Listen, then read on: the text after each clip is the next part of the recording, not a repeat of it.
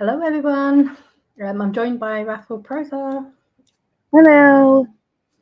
We were going to be, well, I was going to be doing my questions and answers session today with DFJ, but unfortunately, bless her, she's dealing with a family situation. So I didn't want to do it without her.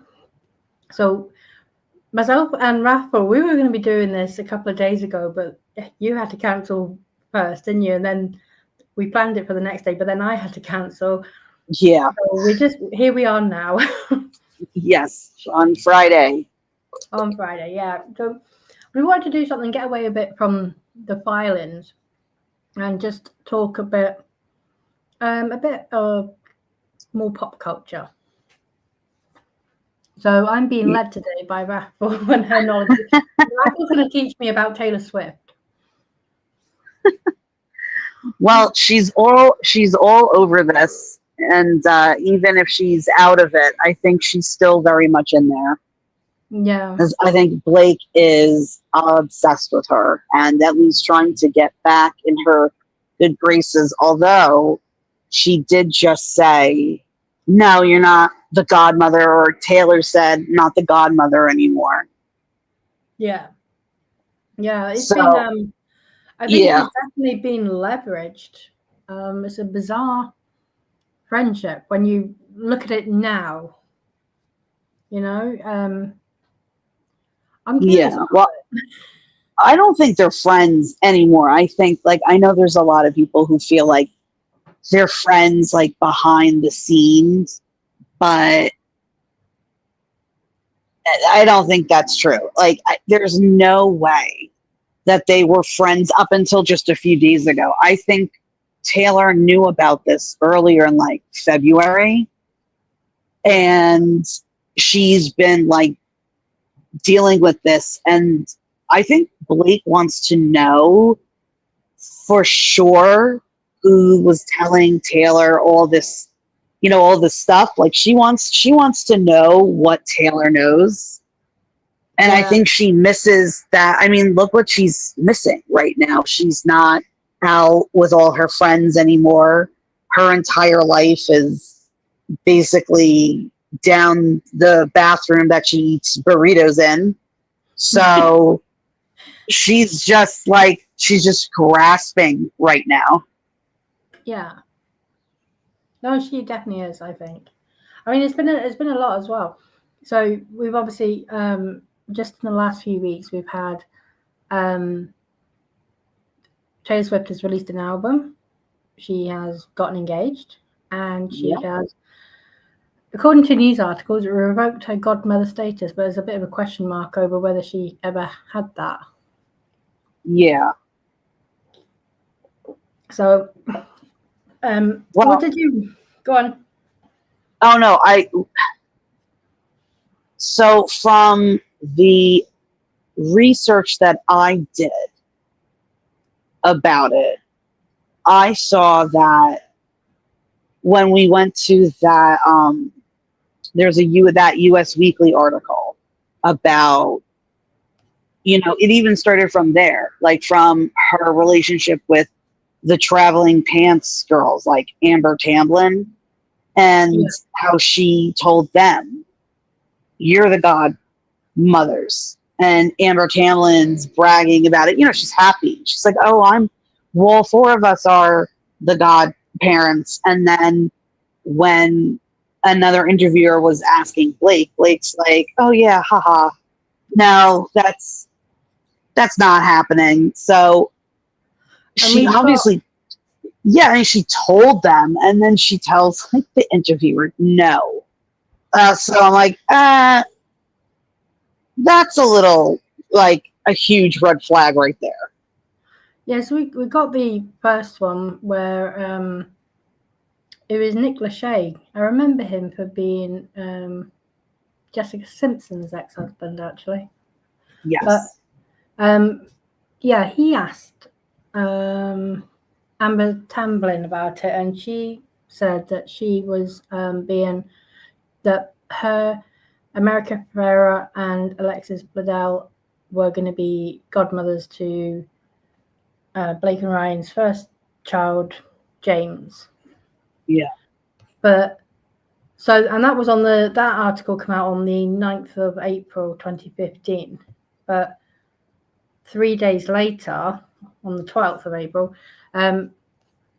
that story was another story was released where Blake Lively said that she'd never named them godparents. And I think I was a bit odd, but it wasn't focused on too much at the time. Now we're looking at everything with a bit more of a forensic eye. Yeah, like back then it was probably just like, maybe they misunderstood. But and she said her older sister Robin was going to be the baby's godmother. Yeah, because there are some, it depends. Like I know people who've had, godparents, like they were, like the religious, aspect of that. And then there are some people who have both where like they're named if, they take care of the kids if something happens. And then sometimes like my brother had godparents and it wasn't really a religious thing, but it was if something happened to us, we would go with, these family friends who are like, relatives. Yeah. And it's like every time I read this article, I'm like, why was this not brought up? Like, I was like, hello, it's right here. Like, she's already done this before. Yeah. No, exactly. But then we've had more recently. I think everyone was told that Taylor Swift was the godmother of the three girls, I believe. Yeah, I think, yeah. But then in kind of recently, she has said, well, I'm going to be revoking it. Which is, I think this whole godmother thing is caused quite a bit of confusion. Like, who is the kid's godmother? Yeah, I mean, I think I thought I read that, and I could be mistaken. I thought I read that Ryan and Blake, like, I don't know if somebody had asked them who the godmother was, or one of them said it, and they just kept saying it kind of like to spread the rumor. Like, I don't know if that's true, and that she really never was godmother because there was never, like, she never said anything. But I'm wondering if maybe Blake privately was like, you're the godmother in case anything happens. Like, don't tell my sister. I mean, like, I can't even imagine, like, what the conversation was with this, especially since, usually, I mean, that's a huge responsibility. I mean, obviously, if I have, like, a really close friend, if she had kids, and she was like, hey, something happens to me, like, of course, but that's, like, a huge deal. And, like, to not ever hear her, unless she was, like, like Aunt Taylor, just kind of like an honorary godmother, because if she's asking her to, like, take care of her kids if something happened to her, so, like, it wouldn't go to her sister, like, her kids wouldn't go to the family, it'd go to Taylor Swift. Like, that's just weird to me. And it's not weird because, like, they're friends, or they were friends, but it's just, I would give my kids to my brother. I wouldn't be like, well, here you go, random person. Like, it's just so weird to me.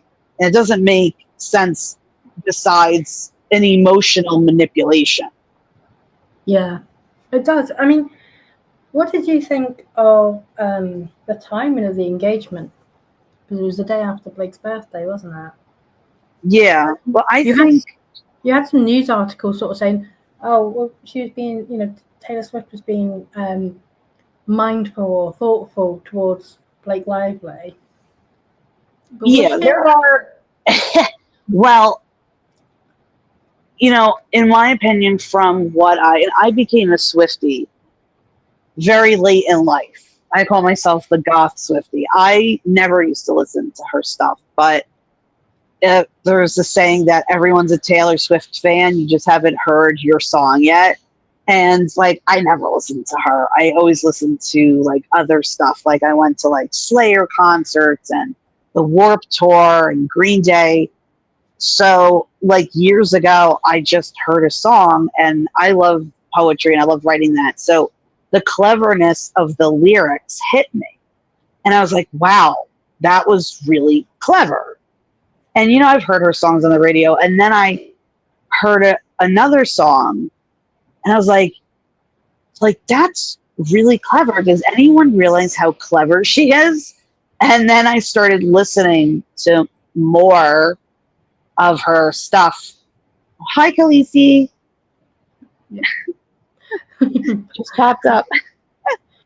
And so I was like, from a writer point of view, and that's what, I look at it first. It's just, especially if you read a lot of poetry, it just flows, and the way she uses her words. So I started, getting into that. And then when this thing popped up, that's when I started going through everything. And I think there is a part of her that would do that on purpose to Blake, because she does things with purpose. Like, she's everything that she does with purpose. So if it's the day after her birthday, there's really only like 2 or 3 options. Like, she did it as a kind of, and maybe like an FU, or they had gotten engaged. I think they had gotten engaged a few weeks before or 2 weeks before, and these were just like these are just the engagement photos that they released. And maybe the date was too close to Blake's birthday, and she said, I don't want to do it on Blake's birthday. So, there are those 2 opportunities for her to do that. So I don't know, which one, I know which one I would choose, but I don't know. I think there could be a third one as well, and that she has completely forgotten when Blake's birthday is, and just, announced her engagement when she wanted to announce her engagement. It just landed like that. Yeah, it could have just landed like that. There are so many. There are a couple different ones, but it could be like, that's just the date we chose to announce. Maybe it did slip her mind, or maybe she's like, well, it doesn't matter what date. Because to be honest, unless it was on the day of her birthday, I don't really think it would have mattered when they dropped those photos. I think people would have just, made comments anyway. Yeah. And I think if she was trying to be like to have take a swipe at Blake, I think she would have done it the day before, more likely than the day after or the day of, like you say. I think the fact that she let her have, if it was deliberate, and I don't know if I'm inclined to think like that. I don't know, but if the decision to announce it on the day after her birthday was, a deliberately chosen one for whatever reason, it would have been, I think, worse for Blake Lively, because at least doing it that way, she managed to have her birthday and enjoy it before the announcement then. Well, I don't know if she enjoyed it, because her husband didn't even put up any happy birthday. No posts, no nothing. I'm inclined to agree here with Christina as well, but Christina says there must be some sort of numerology to it, because she's so known for that. And I do agree that everything she does is thought out with, things like numerology. There is a method to it. So yeah, I just don't know what it is. but I quite like, sort of speculating a little bit on it. Yeah, I mean, it sounds like, especially with her, she has things planned, years in advance. I'm not saying that this was years in advance, but I'm sure, they both knew that this was happening and happening soon. And, so it may have just, obviously, he chose it. He probably didn't know, but when it did come out, I kind of was like, ooh. But, yeah, I mean, with Christina's right. She has so many things that she does, like all her Easter eggs. So it could be totally, I'm not at the level of Swiftie that other people are. Like, I know way more than I should about Taylor Swift, but it's not like that. So I don't know all of that. Actually, everything that I really learned about her was because of this case. I knew some stuff, but this case was the reason why, and that's when I found out, like, with their friendship and everything. I just think Blake has had this thing planned for a long time. Yeah, I mean, it does make you sort of question when you look at it all. I think for me personally, if if there was if the friendship was as solid as it is, and how it's been sold to everyone that it is, I would be sort of wondering then, well, where is the support? With this case ongoing, and I feel like, and I know that Wayfarers Council will make a thing of this at trial, but it will be, well, you said your best friend. Here's the clip of you saying your best friend was there with you by your side for everything, and yet she wasn't by your side for the lawsuit. Yeah, and she wasn't by her side a lot of that time because she was on the Eras tour. Yeah, I know. So she wasn't around anyway. Yeah. I think Blake and Ryan they're just so used to getting their way that they just expected everyone to fall in line. And look what's happened. She expected Justin to fall in line. Yeah. And he's like, absolutely not. And then she tried to do the same thing with Taylor. And she's like, absolutely not. Like, she has these relationships with people. She did the same thing, like, with Colleen Hoover. And she loved bomb this woman. And then this woman just kind of fell in, like Jenny Slate. It's like they fell in love with Blake. It's like she does that. She lures them in.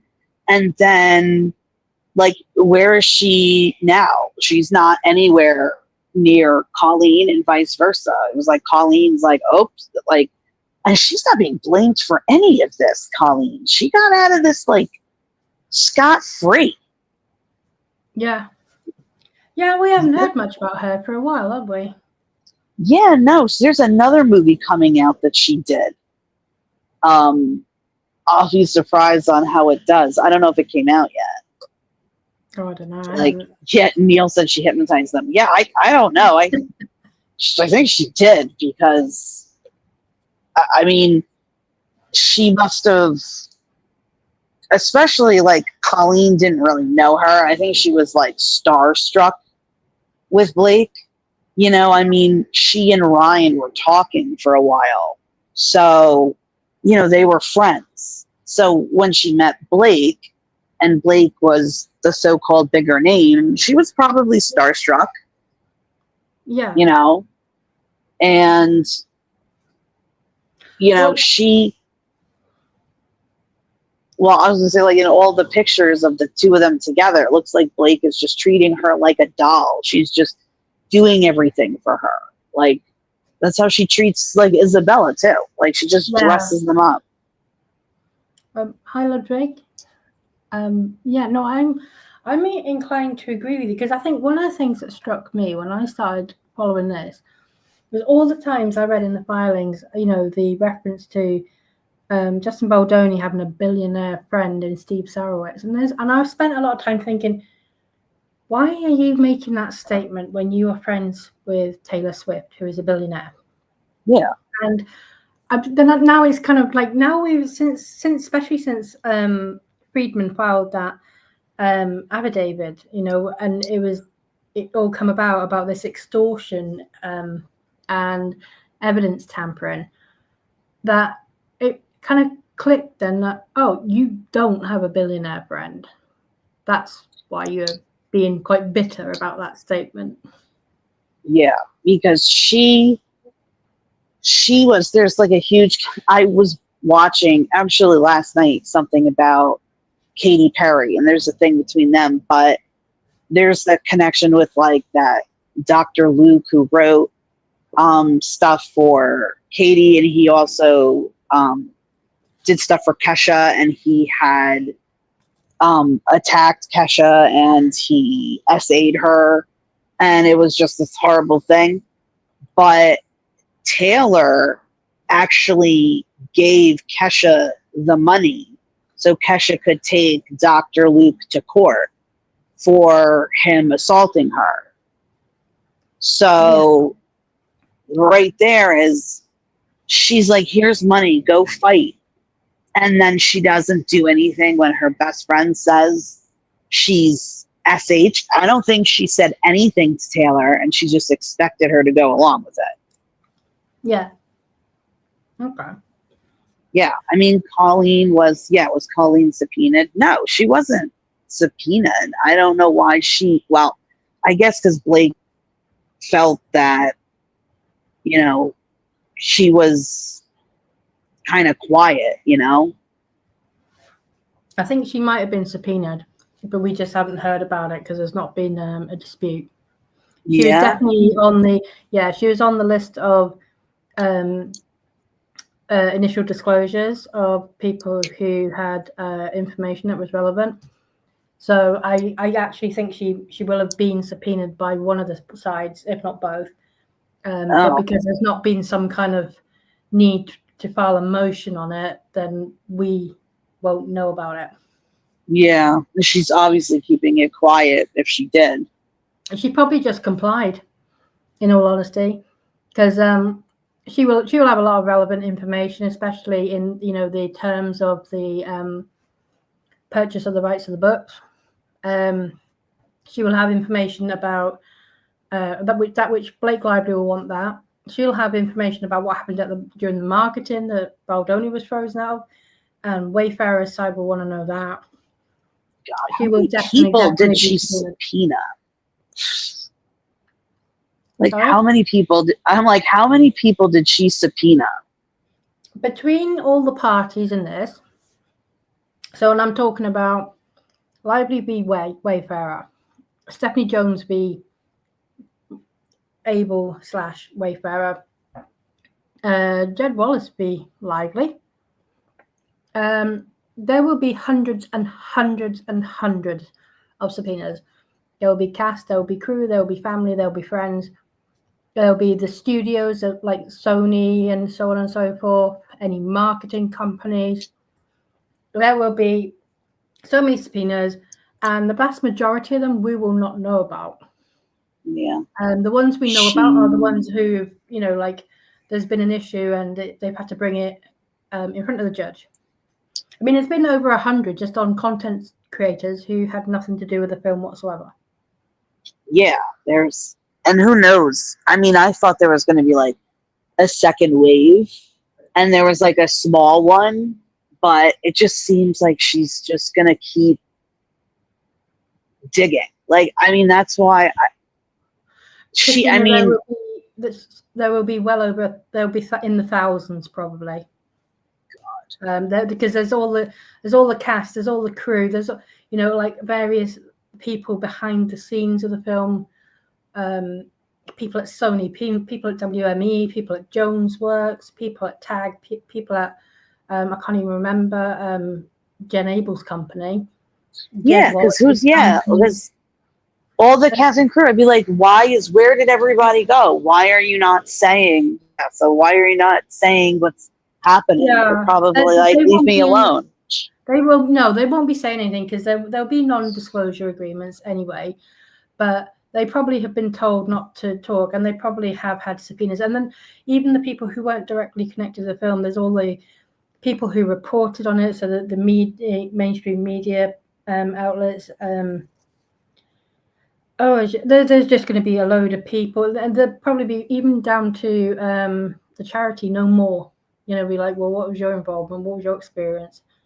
So there will be so many people subpoenaed. Just thankfully, it looks like there's like not been too much problems with the vast majority of them. But even though we haven't heard about it, Brendan Sklenar has been subpoenaed. Hugh Jackman has been subpoenaed. Bradley Cooper has been subpoenaed. Sean Levy has been subpoenaed. Todd Black has been subpoenaed. Alex Sachs has been subpoenaed. There are subpoenas on subpoenas on subpoenas. Oh my god! Yeah, I want it. Like, everyone should make a T-shirt. It's like, I was subpoenaed by Blake Lively and I survived. Yeah.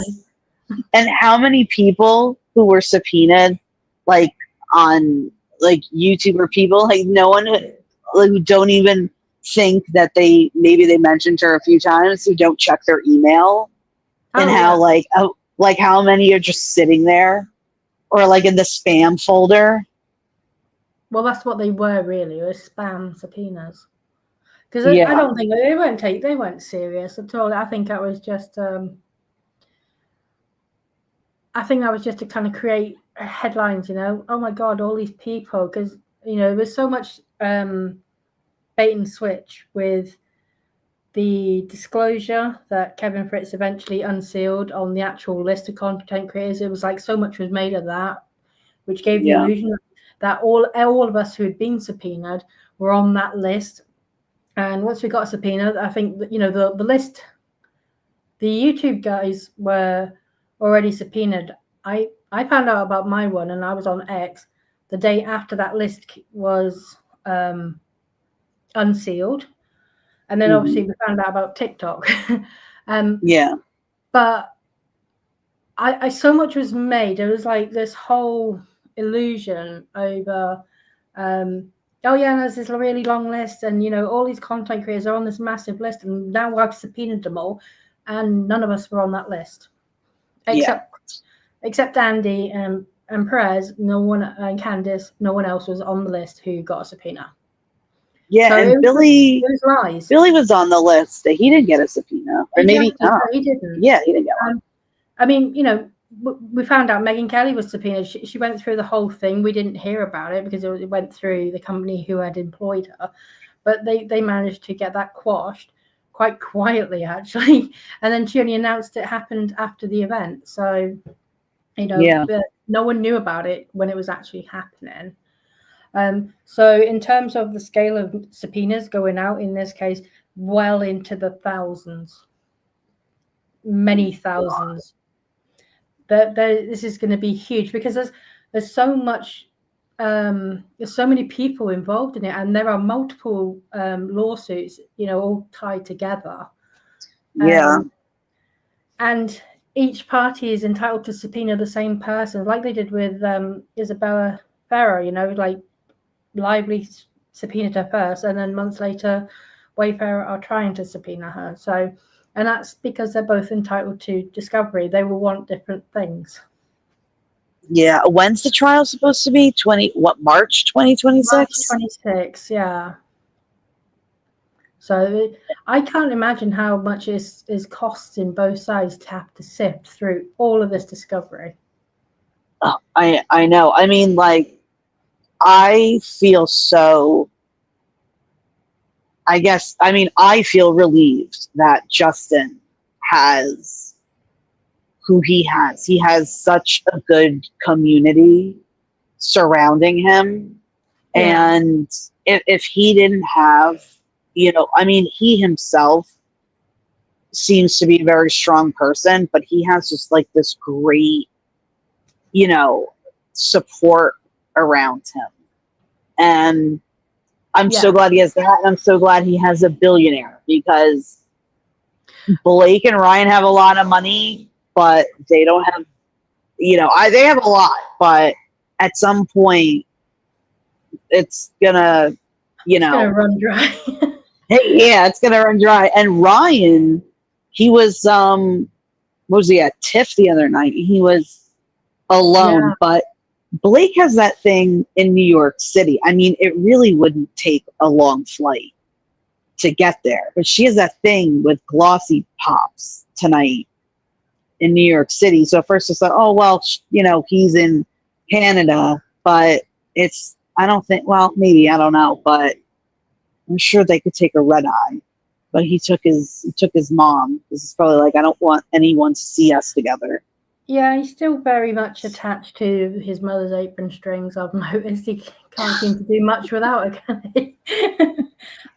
I will say, because whilst we're on the sort of subject of all the people involved in this lawsuit, and it does segue a little bit, especially with Taylor Swift. So obviously we had Jed Wallace's reply, in which he beautifully put in Taylor Swift lyrics from her song Red, which was, I'm sure that just gave Blake Lively a stomach ulcer. But yeah. I will say this. A lot of people are, so I've already just said in other videos, Blake Lively needs to prove her sexual harassment in order for retaliation to be, because the protected activity is the sexual harassment. So if she can't prove that, there is no retaliation claim. Yeah, I mean, she said, like the picture too, where she said, "Oh, this is this is porn." That picture was of a person giving birth. Like, I mean, how does the judge not look at this stuff and be like, "This is ridiculous. This is such a waste of my time"? Oh, I don't know, but I mean, the one thing I do get asked a lot is, well, why is she trying so hard to keep Jed Wallace in? Yeah. And it's actually a really good question. And I've kind of touched on it now in a few posts, but I haven't actually said it in a video. So Blake Lively has basically, what her allegations are is there has been this online untraceable weaponizing of a digital army, etc., to smear her, retaliate against her, and basically bury her. Those are all the buzzwords. Mm-hmm. She has not alleged that anyone at Wayfarer or in either of the PR organizations, Melissa Nathans or Jen Abels, that anyone has the skill, knowledge, and capabilities to do that.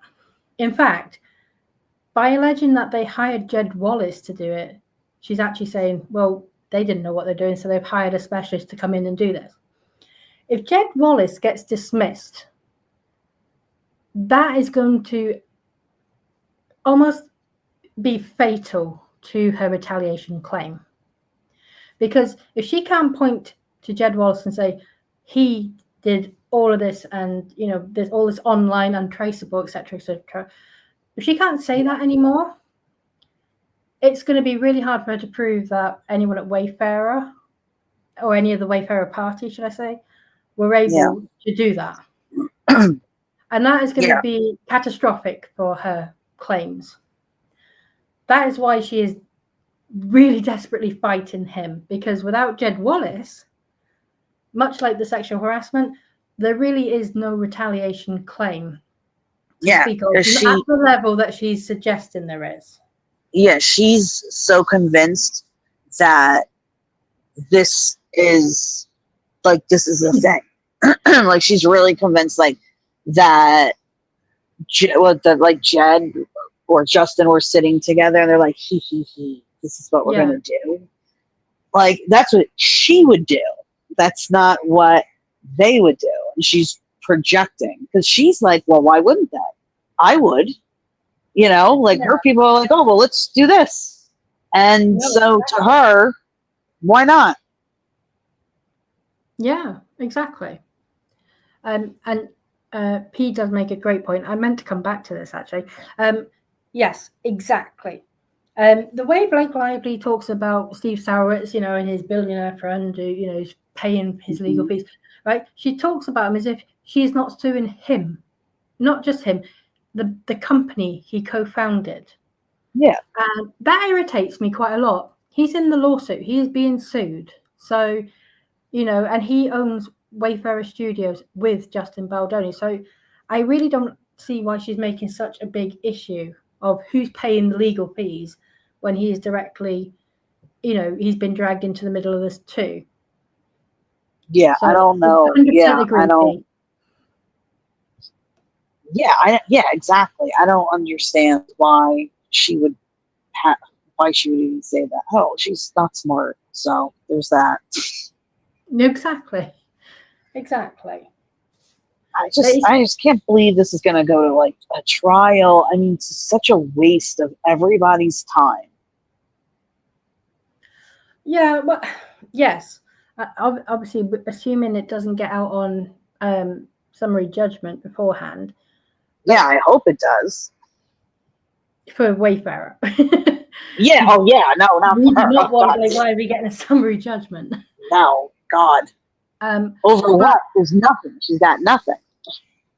Well, this is it, and this is what is quite curious, because I think we're so now at this point we are so far away from sexual harassment claims. I think at one point I forgot that there was any sexual harassment in this case. Yeah. It's all about smear campaigns and people who, who say things that she doesn't like.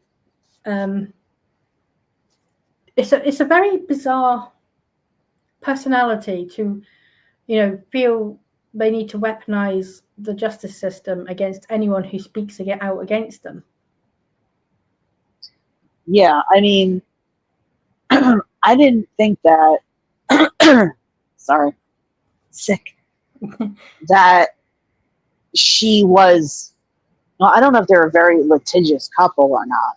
I haven't heard anything, but it's just the way she just went for. And I mean, I think she fell for Justin. I think she swooned, and he's like, "Whoa, there's a misunderstanding here. I'm acting, Blake. That's what we do here." And she fell for it, and she thought it was real, and she's got a bruised ego, and maybe Ryan saw it, who knows. But like, that's what this is, so emotionally charged with like anger that she's suing everyone, but she wants like Justin to suffer for like everything because of her bruised ego. Oh yeah, and then the Rebel Wilson. Yeah, do you have So can you pull that article up? Yeah.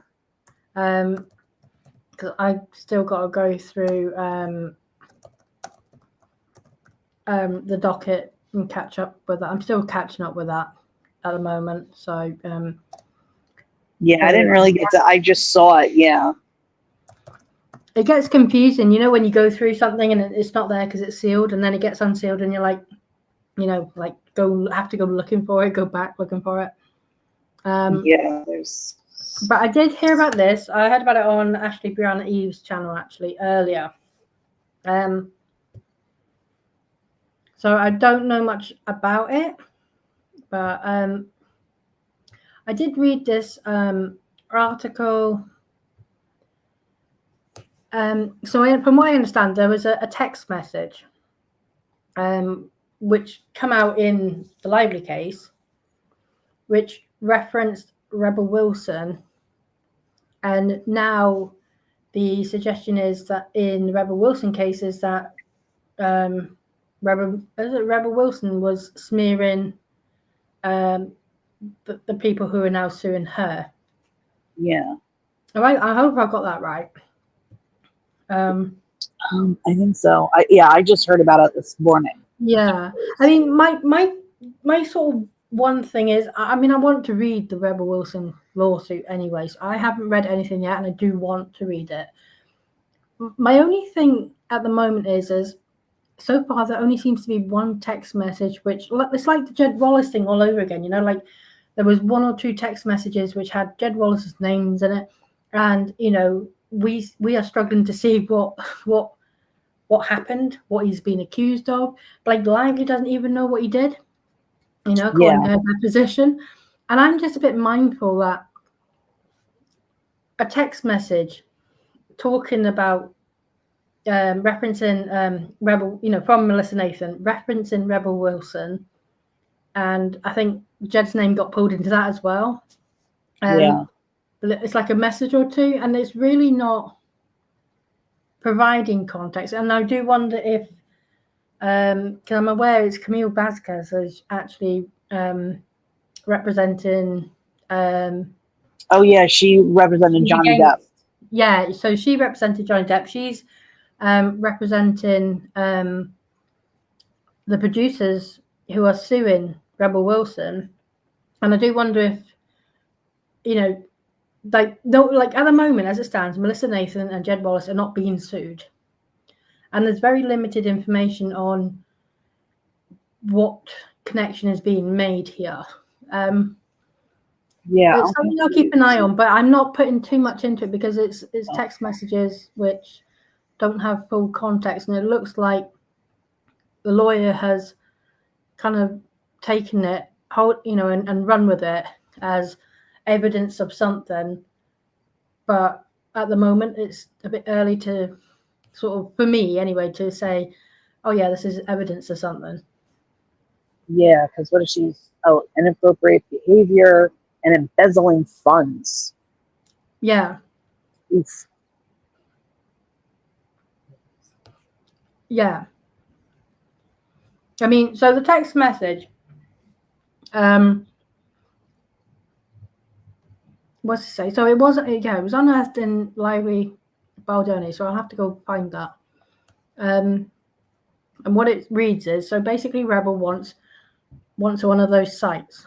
Should be a mixture of that document that I think Carolina pulled about Manda, or the intern pulled. It can be really, really harsh. Russian oligarchs and making her a madam, basically. Apparently, Melissa Nathan wrote that in August 2024 to another publicist in Tag PR. And I'm trying to find where it talks about. Yeah, not long after. Sorry, I'm still recovering from COVID, so I've got a bit of a sore throat. Then later that month, there were anonymously written sites such as amandaghost.com and amandaghostsucks.com. And what they're trying to say is, well, Blake Lively's alleging a smear campaign. And also Stephanie Jones was also alleging that she was smeared. And, then there were websites, anonymous websites like stephaniejonesleaks.com, etc., etc. But we already know Stephanie Jones, who is it? Yeah, we already know that was the stephaniejonesleaks.com was created by Courtney Engel, who was a former employee of Jones, who wasn't connected to either Melissa Nathan or Tag. So this article initially tries to make a connection between what happened with Amanda Ghost and then compares it to what happened to Stephanie Jones. But then they do have to say, well, actually, there was no connection because the person who set up the Stephanie Jones website has no connection to Tag, to Melissa Nathan. She was a former employee of Stephanie Jones. And I mean, again, it's just one reference to it. Just, it's like Jed. Yeah, they're really reaching. Yeah, there is nothing there. It doesn't say which Jed. It doesn't say what he's alleged to have done or how he's. So it could be talking about. It could be anything really at this point, and I think I'm just going to hold a little bit of judgment on it until we know a little bit more about what's going on there.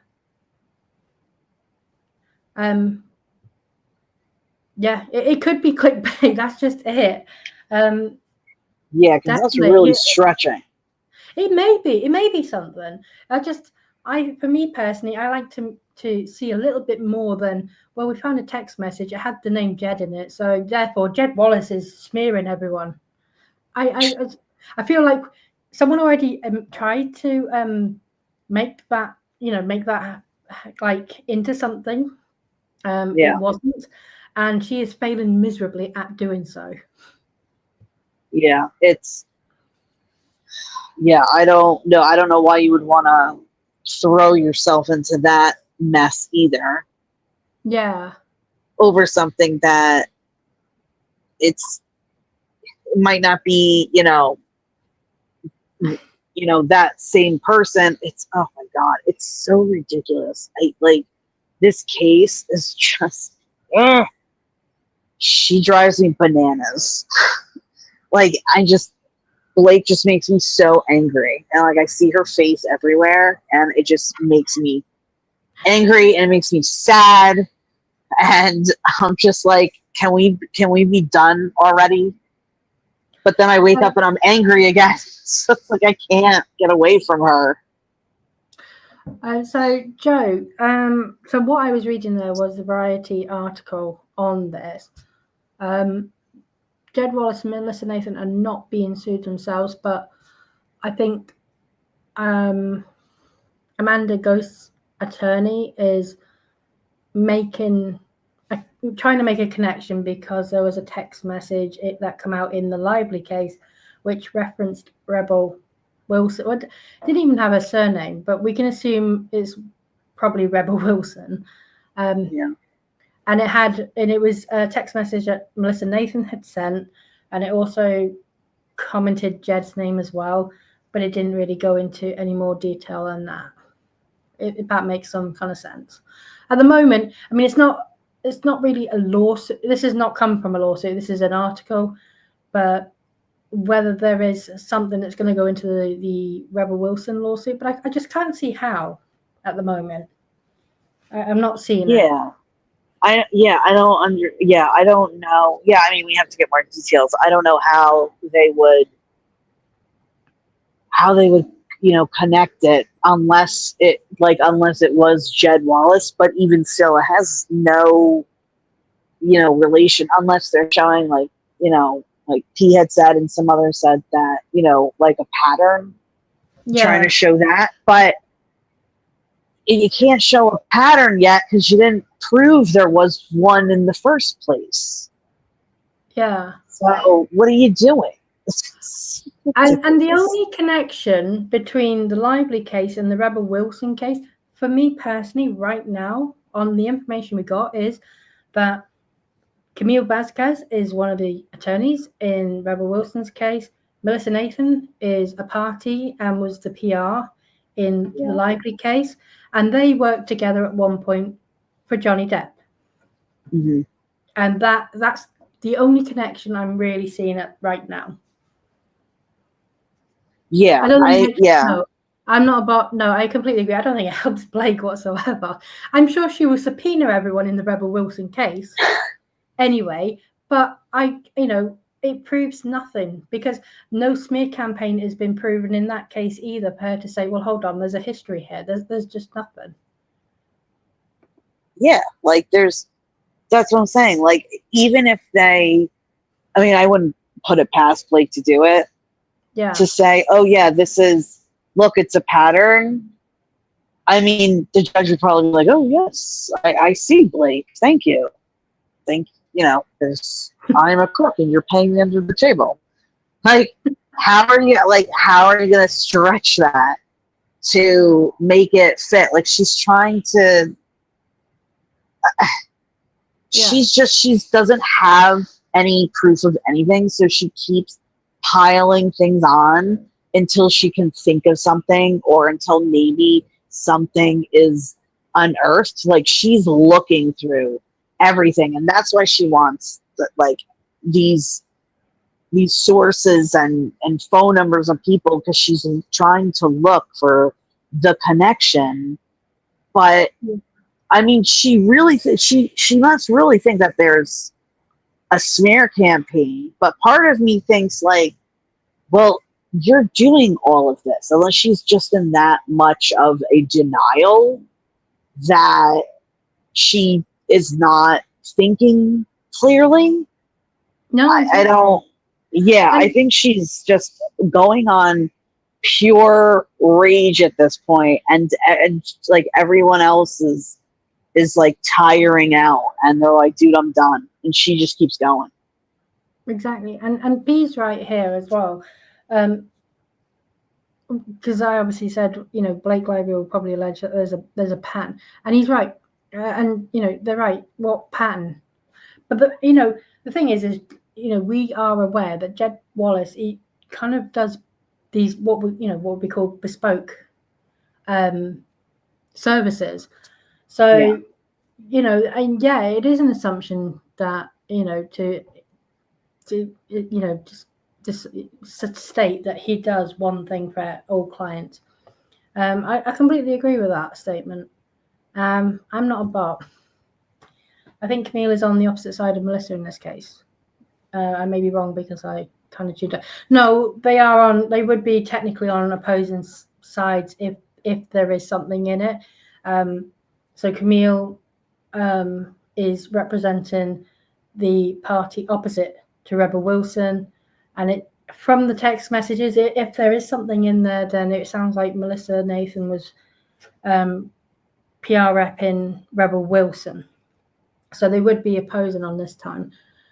Which happens all the time. You know, they work together for the same client, and then the next time they cross paths.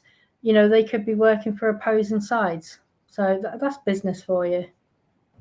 Yeah, I'll have to look up more details about it. I'm just really curious to see if this is really like nothing, or if they're using this to like, you know, gain more attention. Oh, Brian Friedman is Rebel's attorney. He is a busy, busy man. I know, right? My God. Like him, he's like, I'm taking everybody on myself. Yeah, definitely.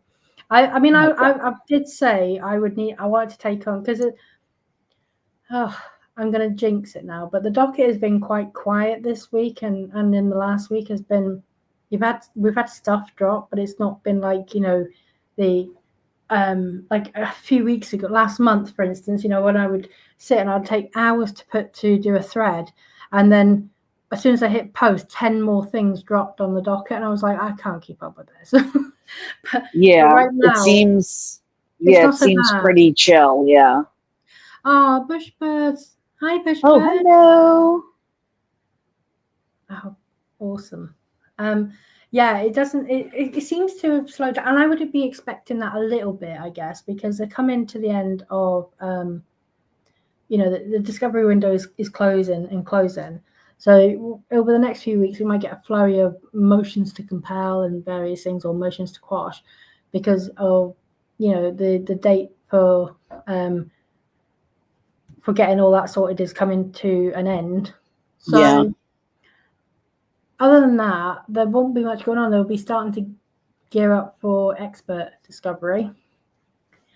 But it's, yeah, so I've been like, I want to look at another case, and I did say maybe Rebel Wilson, because I actually like her as an actress. I find her quite funny.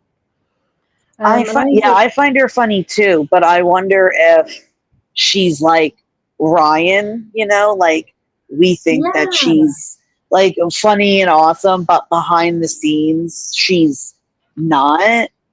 And she accused British actor Sacha Baron Cohen, who is obviously well known for being Borat and The Dictator and all that.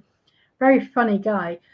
She accused him of I can't remember what it was. It was like, I think it was some kind of sexual harassment on the film of I think it was Grimsby. I think he played. the Grimsby brothers. I can't remember. She was acting. So Sacha Baron Cohen was played a character. His brother was played by Mark Strong, and I think Rebel Wilson played his girlfriend, and then his real wife, Isla Fisher, was also in it as well. But she accused him of, I'm pretty sure it was inappropriate behavior or sexual harassment of some kind, which he's denied. And I am struggling to believe that allegation. Knowing what his Sacha Baron Cohen's reputation, I really do struggle to believe that allegation. And I've actually met his cousin.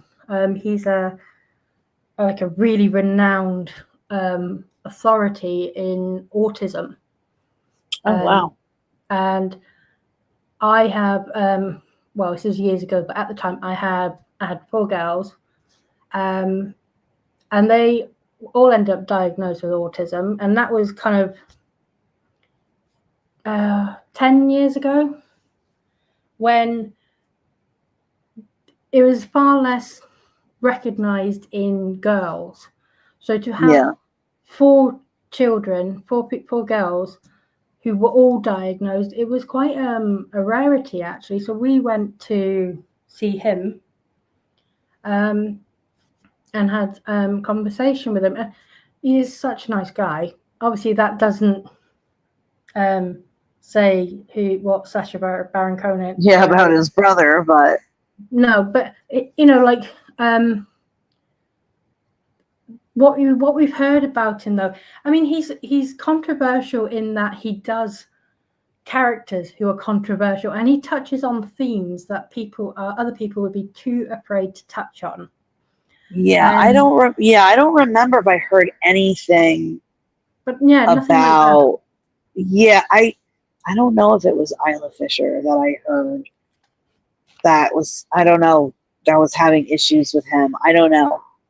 I'll have to look that up. But I mean, I don't now.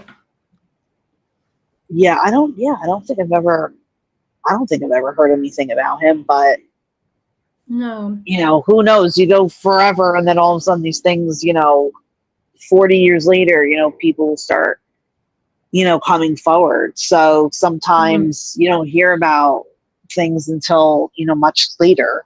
So I hope not.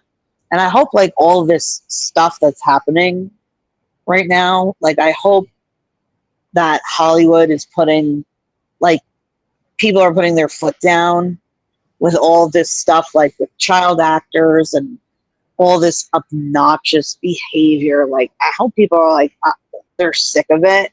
And that's why there's so many stars, like, kind of just faltering. People are just, kind of over it. And they're all just like exposing themselves. So I hope it doesn't come to that. I hate, it's like, you love someone and then you find out, like with Ryan, I was such a huge Ryan fan, and then you find out, like, oh God. Oh, what is this? Bushwick's Rebel said, oh, Sasha made her perform lewd acts during filming. The thing is, though, the scripted parts, I remember, because honestly, you got to watch the film. It's hilarious. But the scene she's talking about in this film, he was simulating oral sex on her. That was the actual scene, like I cannot see that he did it, like he took it too far, or he was, his wife was on set.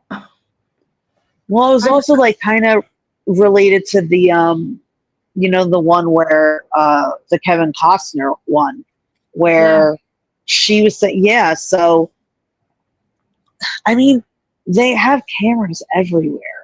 Like, you gotta keep like the small cameras going. There shouldn't be, I mean, they're movie stars, but this is work. Like, this should not happen at other workplaces. Like, you don't hear about like people going to like Apple and this happening there. Like, even though, yeah, you're actors and actresses, that's the problem. No one's telling them no. Like, this is a job, and Yeah.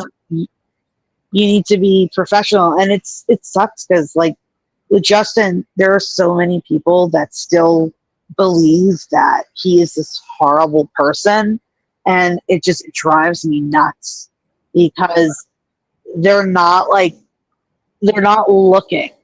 And one rumor, one incorrect thing is now like just ruins not just his life, but like look how many lives are affected by one person because she got pissed that he rejected her or whatever, that she got mad. And this is one person, and then her idiot husband had to join it. Or who knows, maybe they were both like at the start. They're like the same person, both conniving. Yeah. And you got, and like, especially with the accusations, Rebel Wilson made against Sacha Baron Cohen. In that scenario, Sacha Baron Cohen is huge, and he's quite big internationally. He's done some big films. In the UK, he's a big name, huge name. Yeah. But he is not at the same level as Rebel Wilson, who's been in some big films. Yeah. She had Pitch Perfect. She was in Night at the Museum. I want to say the second or third one. I think it was the third one, actually. I think it's the third one. She's worked with big names. So, I it's a bit like the Blake Lively, Justin Baldoni, harassment.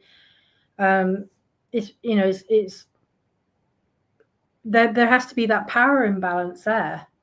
And you can't really see it with Blake Lively, Justin Baldoni situation. She was obviously the bigger star, married to a big star, and when she, especially by the time she returned to productions and she had half of her husband's team from Deadpool on set with her, she was very much in the power seat. But arguably she was before, during the first half of the filming too. But in this situation, Rebel Wilson was the bigger star power. She was the bigger name.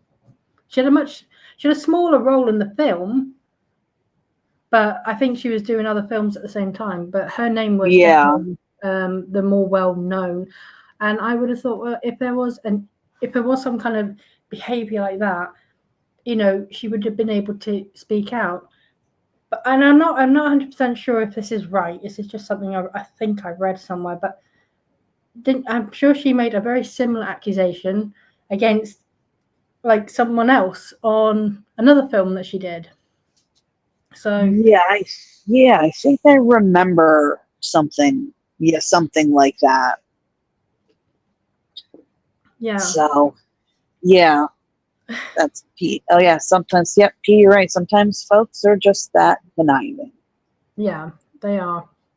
And I'm not about. Yes, exactly. Thank goodness for cameras and audio as well, because Blake Lively didn't realize the dancing had the microphone, and the audio was being picked up. But it's definitely saved Justin against several of her lies. Yeah, I mean, and you can see the behavior when she's, there's that scene where they're outside and they're in the pajamas, and she puts her hand like, I don't know if I was watching like a body expert, but they were like, even without being a body expert, you can see how she, he puts his hands on her elbow, like under her elbow. And the guy's like, to show that he's like, I'm here to support you, but I'm not like a threat. And then he did that. And then he stepped kind of back, and then she stepped forward and she took her hand like kind of like, the side of her hand, like a karate chop to his like chest to like be like, no, or like whatever she was saying.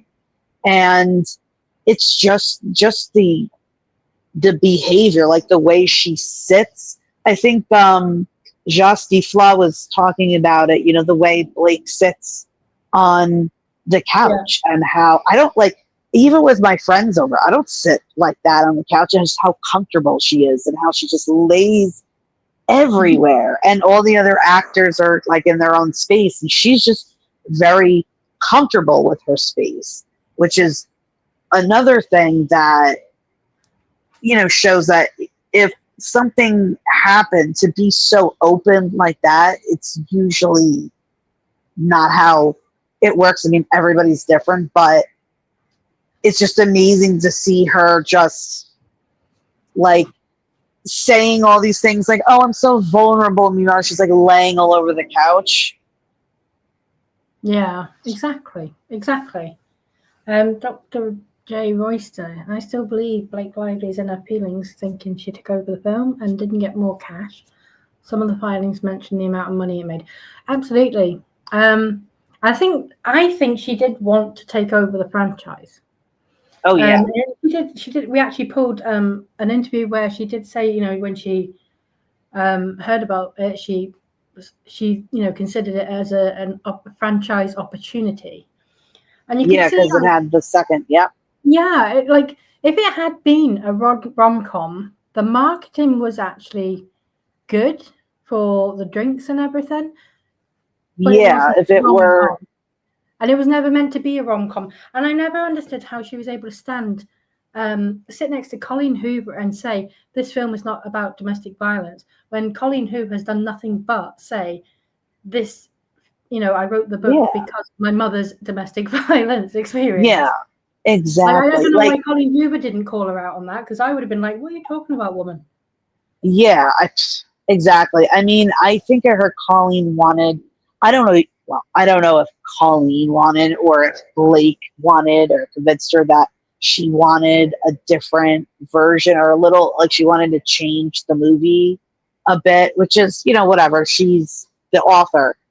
But if they had, see, she's dumb because she would have been, if she had, I always say this, if she had like played her cards right, whatever she felt, and just played along and played nice or been a decent human being, she probably could have said to Justin, I love this movie.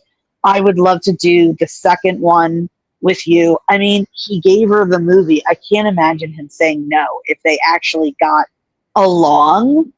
Like, and that's all she had to do. And this would have been her. She could have like co-directed, which he probably would have been happy with if she had played nice. But she's like, no, I want everything. And her husband wanted everything too. Like, she could have had everything. And this film was doing well before all the shenanigans really started to come to light. And she just had this vision of the florals and stuff. And honestly, she could have gotten away with some of that stuff, even with a more somber tone, if she kept it not bright and happy, but more like, you know, on the side, maybe like different types of things like journals or something, you know, like if you're going to make products for a movie like this, I don't know why you would, but if you're, you know, making stuff, like if you're marketing stuff, like that's, you know, there are so many things that could have been done, but she just saw this and ran with it, and she thought she could just run away altogether. And the problem is as Christina has perfectly hit it on the head, she had no right to do that, though. It was not her film. She cross-marketed her products, right? And then she had Wayfarer basically pay her husband's company for marketing her products. I know. That is just, it's really gross. And here, Christina. Oh, I know he didn't. I know, but I'm saying like the way he is. Yeah. if they would finish this movie and she would have been like, I love this. I would love to like co-direct or something, even though he was like pressed into giving this to her. I can't see if she had played nice or been nice that she wouldn't been able to talk to him. And because in that article with the screenwriter, she said that there was so much like love and like all this emotion between her and Colleen and Justin, and how they just like they clicked emotionally and stuff. And then Blake came. If she had just gone along with it, she could have had the sequel and everything else. She had absolutely everything in front of her, but she just this is pure revenge. I think Ryan wanted all of this, but like her going after Justin, I think is just, it started at like revenge, and now like all the other stuff is just piling on. Like now they just want to take him for everything because he's something that Ryan can never be, and he's someone that Blake can never have. Exactly. And Christina, again, great point. The colouring book could have worked if it was framed as a colour therapy book. And I absolutely agree with that, because that is a thing. You do get all these kind of anxiety, colour therapy colouring books. Yeah, I have a bunch of those. I love them. Yeah. Well, yeah, absolutely. And I agree as well with the marketing. Maybe I think she could have got away with the non-alcoholic. Alcohol, that was never going to make it when you're dealing with domestic violence. They just do not go together at all. But if she had just made more of an effort to acknowledge domestic violence, at least recognize it and recognize that the film does actually touch on those themes. She could have then argued, well, look, and we're trying to look at how she survived and how she, safely got herself out of the situation and rebuilt her life. And then you could have had all the flaws. There were ways to do it. They just didn't do it. They just pretended that domestic violence did not exist in this, even though there was a rape scene. There was, he shoved her downstairs. He got angry with her. He was very jealous. And you can't do that. You cannot pretend it is not happening. Because in real life, women who are in those situations have to pretend it's not happening. So they have to survive. Exactly. So it is such a slap in the face to then do that about with the film itself. But to call it a rom-com, there's rom-com. Yeah. Obviously, the two together. That's basically romantic and comedy. There is nothing romantic about being abused, and there is nothing funny about it either.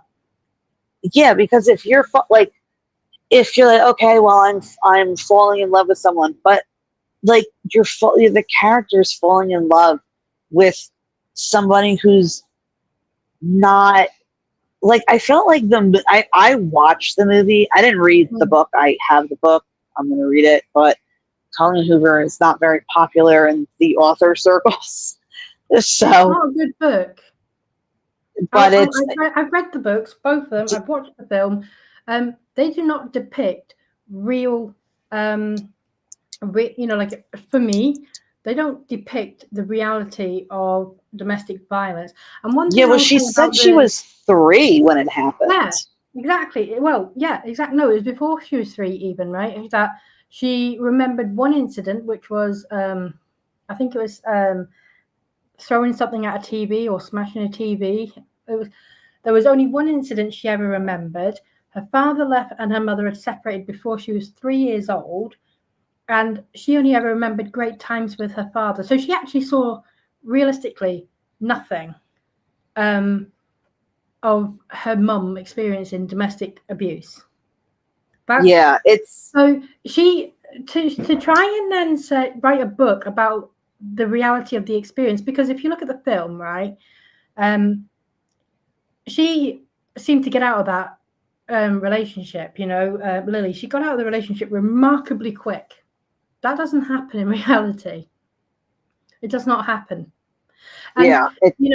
if she was scared of her husband, she would not be flirting, and there was flirting going on with her first love blatantly in front of him. Yeah. In a restaurant. Yeah. So long. Sorry, my son was walking. No, that's okay. I mean, P hits it on the head. Colleen Hoover said contradictory things about whether her mother inspired the story. Elsie caught her in her lies, and that's true because I know that in one of my threads, I did and the Colleen Hoover deep dive I did.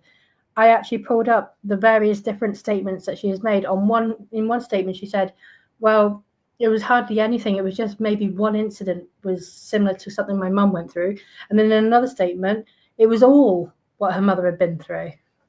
But maybe she is more like Blake than I thought.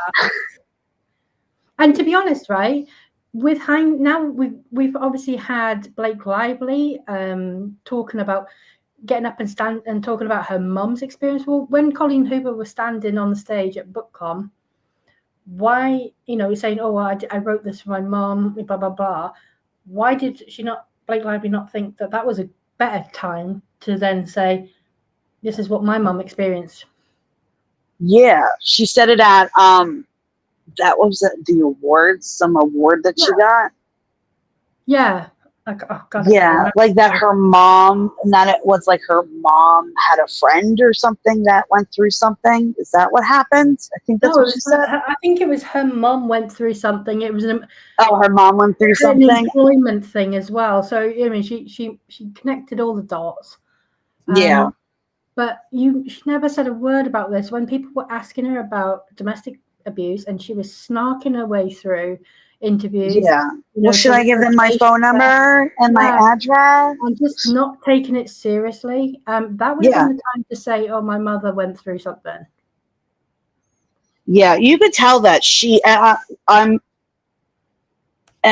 glad that, Blake, as far as we know, has not gone through things that a lot of women have gone through in Hollywood. And I don't know if she has, but she doesn't seem to have, talking about it. It seems that, she's hopefully not, but sitting on a couch, like, even though like that guy who asked her that question, how would you talk to people? Like, even though it is an awkward question, who answers like that? I would never answer. I'd be like, of course, like, come and talk to me. I'll happily sit down and, and talk about it. But, she's, 100.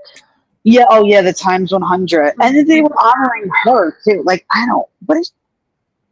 She's just like a word salad. But you see, Joe makes a great point here, actually. So Maximum Effort didn't want it connected to domestic violence. They were doing everything they can to make it a rom-com.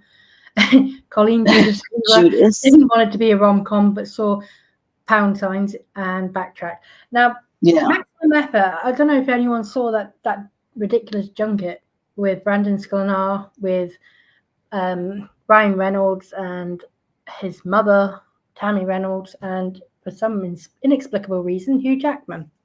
But yes. They were literally doing a skit where they were portraying a jealous husband, a jealous best friend, and a jealous mother-in-law. And they were also oogling Brandon Sklar's backside. It was, that was so awkward. And it's not marketing for domestic violence film. That's not good marketing.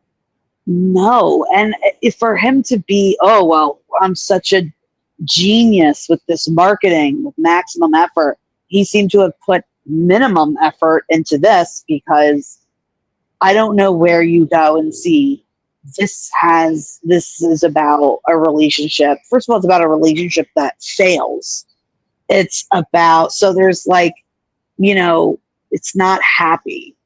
And how he thinks that he's just going to come in and like write what he wants, and like it's his movie, and it's just it's absolutely Yeah. Oh, don't forget Blake was there directing. Yeah, and the ugly And then, sweater. yeah, That's right, from Gigi you know, Hadid. yeah, Gigi Hadid, they were promoting her sweater. And I'll tell you something else, right? I feel like the wardrobe budget that got completely blown to smithereens. Oh That yeah. was actually Blake Lively getting them to buy a bunch of clothes that she already owned, you know, because if she blew the budget on just two characters, hers and Justin Baldoni's, right? Yeah. And then she sits in an interview and says, well, everything was mine. Everything was my girlfriend, Gigi Hadid. I was even wearing my husband's socks and shirts. And it's like, Yeah, my husband's so socks are. Oh, who you just says convinced that? Wayfarer to buy clothes you already own. Yeah, my yeah, that ugly sweater. And my husband's socks are on the set. Ew, what?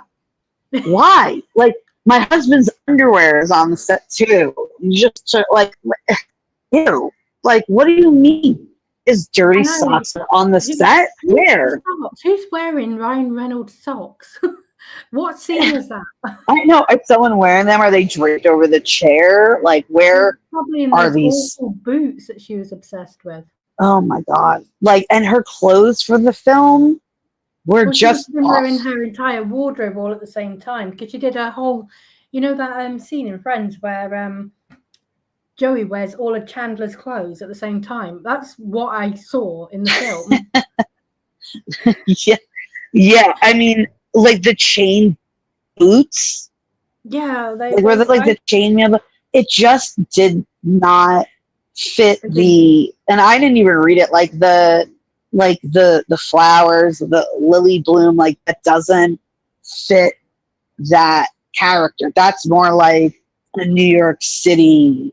Like, and yeah, I think she came from the city, and then, or whatever the thing, I forgot. Who cares? And she's like, that's like city clothes that she's wearing. It just doesn't match. But she was just like, I'm doing everything I want. And Colleen's like, oh yes, please do whatever you want. She rented her clothes in the movie. Yeah, that's that's perfect. That's exactly what happened. Yeah.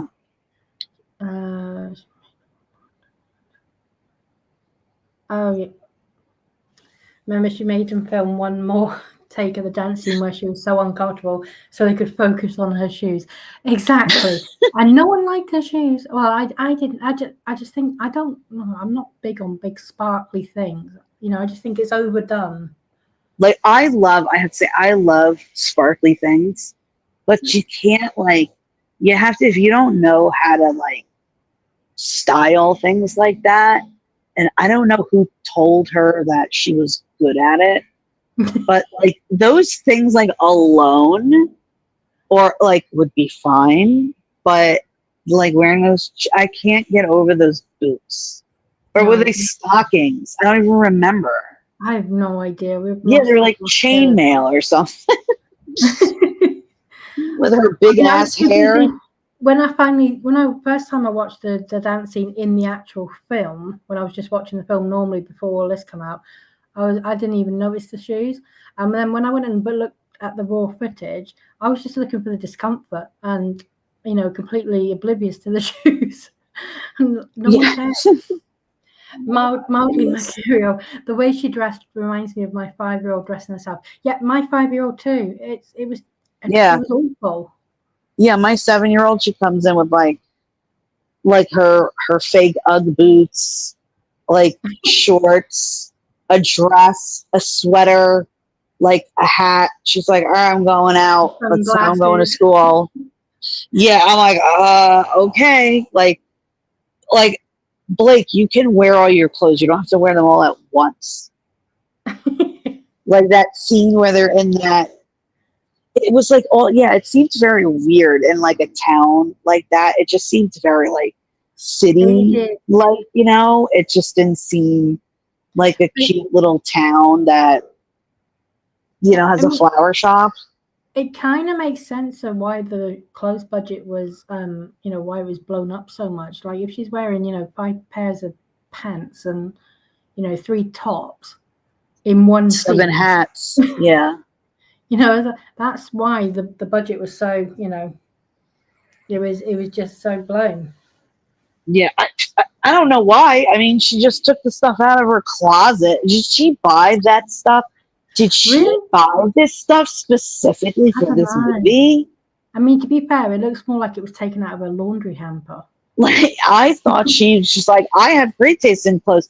I have tons of clothes. I'll just wear my clothes. But is she like going out? I mean, like, oh yes, this is something that my character would wear. No, your character, no one would wear that. So I don't Literally know, no one. like, no one. I don't know. I would love to know if if that's what happens. Because if it's all her own clothes, the budget should be like saved. You could use that money elsewhere because if she's taking everything from her closet, but she's actually going and buying these pieces. She just wanted these clothes and she made Justin pay for them. That's basically what that was. Oh, absolutely. I'll tell you something else.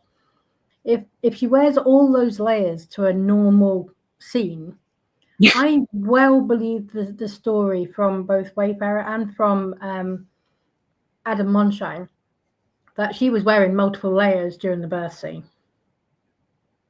Oh, yeah, I'm sure. Hospital gown. Exactly. You know, everything. Like, yeah, everyone's like, yeah, oh, I'm naked. We already know that's a lie because you can't walk out of the house without at least 17 pairs of socks and 3 pairs of pants.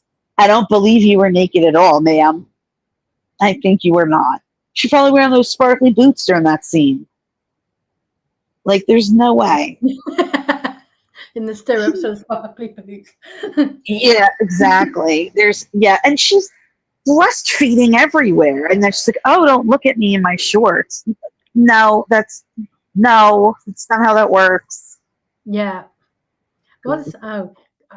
Google Blake Lively wears her underwear inside out by accident. I mean, Jesse Max, I'm going to Google that now. So I hope it's not some weird video that jumps out at you or something. Or something like Blue Waffle. Yeah, there was a clip that I saw where she's talking in front of 2 kids and she's just talking about like her underwear. She's like showing off like the waistbands. Maybe I don't know if she's doing that in that clip, but she's talking about her underwear and there's like 2 kids standing by her. Like, what do you not? I mean, I have kids.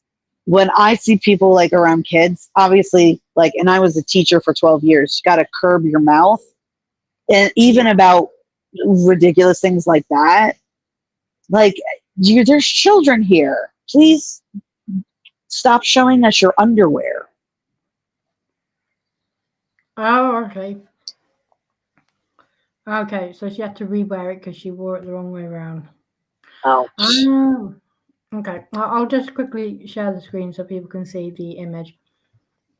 But I see what you mean. But yeah, we have pants under pants. Yeah, she's really trying to. Yeah, I get it. Yeah, I think that's the clip. That's the same clip. And she's talking about, her underwear in front of kids. Yeah, there's a there's a clip I found. Yeah. Underwear inside out. To who? Because normally people would not know. You wouldn't be sharing that. Yeah, especially since, the way you dress, people probably thought you did it like on purpose. She's not Marky Mark. No, she is not. The pink looks so much better than the black. Yeah, I do agree with that, Christina. This really got me. Nice one, mildly. Seamstress for the band. That's a little hat tip to the Elton John song. Oh yeah, seamstress for the band. Oh my god, that was amazing, right? I can't not talk about Chip Babcock when a Chip Babcock filing has been out this week. That was just absolutely genius. I love the use of the Taylor Swift lyrics, right? But yes, the comment on correcting her on the Elton John lyrics was just incredible, because obviously she's saying, well, Blue Jean Baby, New York Lady, and the actual lyrics, the song lyrics, were LA Lady. and then Jed Wallace's lawyer snarkily says, like the address she gave when she sued Jed Wallace in Texas. Yep. That was brilliant. So yeah, I like needs to to stop. Huh? I said she just needs to stop. Oh, she really does need to stop. I mean, she's not going to, but I know she's not. And yeah, I mean, Justin really, he can't, even if he wanted to, he couldn't, which is why I'm so glad he's got, the financial backing to help him, because she can't stop now, because she doesn't have anything. So she's going to keep going until she either finds something, or I don't know what she thinks is going to happen, unless she's just like writing it out and say, let's see what happens. Yeah,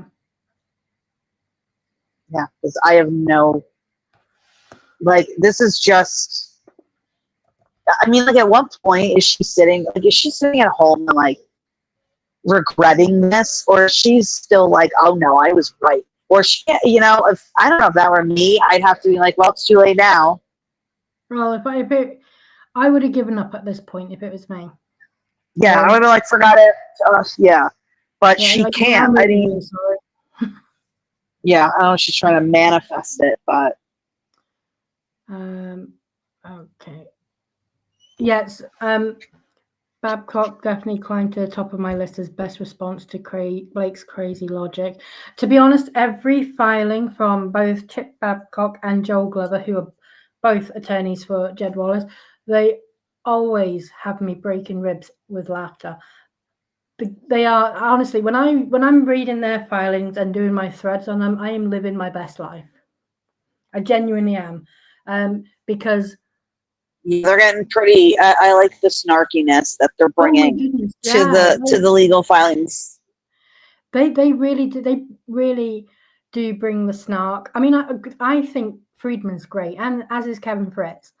Snark, yeah. But these two just take it to a whole new level, and they are so funny. They're having a lot of fun with. Yes, they are. This, I think they're confident. That, to me, that tells me that they're confident. Yeah, the opportunity to have a few, swipes at Lively, because she just leaves the door open for it. Yeah, she thinks she's smarter than she is. Yeah, Elton John was a football club owner. Yes, he owns a football. He used to. I don't know if he still does. It was Watford. Watford is one of the London clubs. He did used to own that, or he still does. I'm not entirely sure. I foresee. I did say in my thread, I can see Elton John getting a subpoena next. Oh my God, probably. I want to know what your lyrics were. Was it New York Lady or LA Lady? Yeah, seriously. Oh my God. Why not? Everyone else has. She's like that person who sings the wrong lyrics. And I love this band, and then she sings the wrong lyrics. That's why she picked that song for Taylor, because Taylor is so, like we said, particular. She would have never taken that song. Although ironically now that song does fit Blake now. But for that movie, that song, she would have never said, let's, her decision to put that song in. Blake was probably like, I want to put a song in. I want this one in. It's probably her favorite. And Taylor was like, yeah, sure. Because there's no way. It has nothing to do. It's the wrong song. Yeah, absolutely. So Katie of Arc's asking, can I talk about the Skyline Signal chat subpoena she won a motion to compel on? Was that on the Texas docket? No. So the Skyline subpoena was transferred. I think it was voluntarily in the end. They agreed to it. But it was transferred to New York. I'm just looking for the docket for that one. There's like about 18 dockets now. So bear with me. So this one. Oh, sorry, 1 second. So this is the Texas one. So it's been moved to Texas, so I need to now find the New York one. Yeah, I don't want to search on my phone. It'll kick me out. It's all right, don't worry. It takes a bit of navigating to find the right one, especially when it's been on a couple of dockets, you know. Yeah. It is the tag employee, if that helps. Oh, I got it. Lively v Skyline Agency SDNY. Right. Thank you, Christina. Okay. I did look at this the other day. So order on the motion to compel. Let's have a look. I haven't done this on a thread. I don't know if I'm going to, but someone did ask me a question. So what I answered to that question was they had their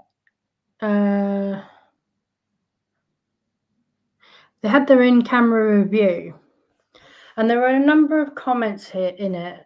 Judge Lyman actually referred to a number of messages that he read, not all of them, so we haven't got the full context, but the ones that he did read, he said that well, firstly, Skyline parties, they did not object on attorney work product grounds, but for attorney-client privilege, most of the communications were they were not directed to attorneys. They did not seek legal advice, and they included, people who weren't relevant, to privileged communications. So, for instance, Jed Wallace being in the group, by including him in communications, you'd effectively waive attorney-client privilege. Judge Lyman, judging from what he says as well, the messages he actually tells us about what is said, all of these messages really do is talk about setting up a website, talk about the attention it's getting, and then they raise the question of, well, is any of this privileged? And that's pretty much it. But because the communications going back and forth aren't asking about legal advice particularly, or they're not talking about a lawsuit, they're not even, in many cases, they're not actually directed at the counsel themselves, then attorney-client privilege does not apply.